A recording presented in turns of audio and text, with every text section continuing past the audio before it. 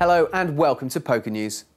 Football cards used to be all the rage, but now, as poker seems to be creeping its way deeper and deeper into popular culture, Razer Entertainment have stepped up to the plate and are all set to produce the world's first ever poker trading cards. The first production run will mainly be available in the US, but it won't be long before they find their way onto newsagents' shelves here in the UK, especially considering the relaxation of legislation that's in the pipeline for late next year. Razer Entertainment's president, Josh Pankow, said these poker trading cards are a first for the memorabilia and trading card industry. Riddled with facts about today's hottest poker players, this set's value should go well beyond its initial offering price. The glossy trading card set will feature 37 of poker's top professional players, including World Series of Poker champions Scotty Wynn, Phil Hellmuth, Carlos Mortensen, Chris Moneymaker, Greg Raymer and Joe Hatcham. Apparently, Jennifer Tilly will also be appearing amongst the set, and no doubt she'll soon be the hottest property amongst schoolboy collectors around the globe.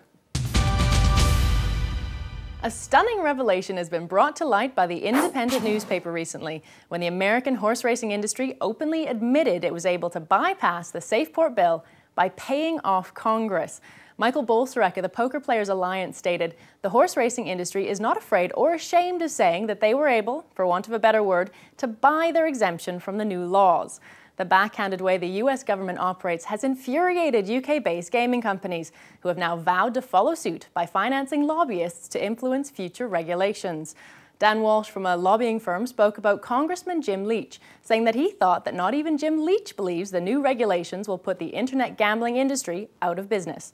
When that becomes clear, he suggests the time will come to discuss proper regulation of the industry.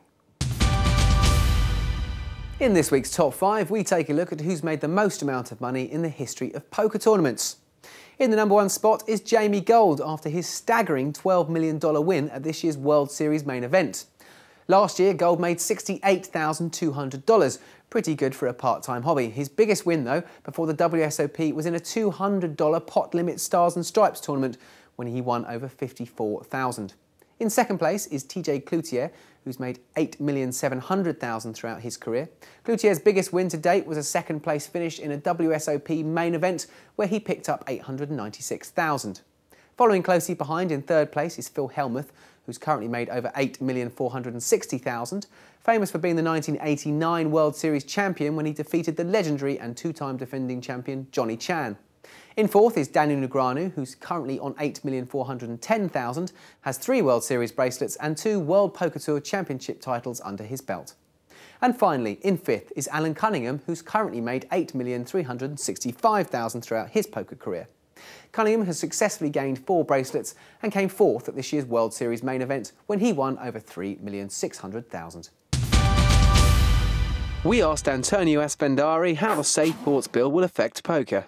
I definitely don't think it's good for poker. I think it's going to be a huge ripple effect where there's not so much money being poured into advertising, sponsorship deals, certain events, and it's just going to have a huge downfall if it happens the way it looks like it's going to happen. It's just not going to be good. The World Series is going to be less. All the poker publications aren't going to have these sites pouring money into advertising. Not all these new players will, come onto sites and start playing. It's just going to be, poker was on such a boom, for the last few years. It's just been up, up, up, up. And now, since this new bill passed, it's just everything's going to take a hit. And finally, Thomas Amarillo Slim Preston, who is quoted by the Hendon Mob site as being a poker player more slippery than a sack full of salmon, appears to be just as slick off the felt. Slim was recently the victim of an armed robber who pulled a gun on him whilst he was in his car. But instead of handing over the cash, the plucky player chose to make a hasty exit, speeding away from the scene in reverse. Despite the robber firing shots after him, the poker legend escaped completely unharmed, proving once and for all that no one takes money from Amarillo Slim Preston, at the table or not. That's all from me. I'll see you next time.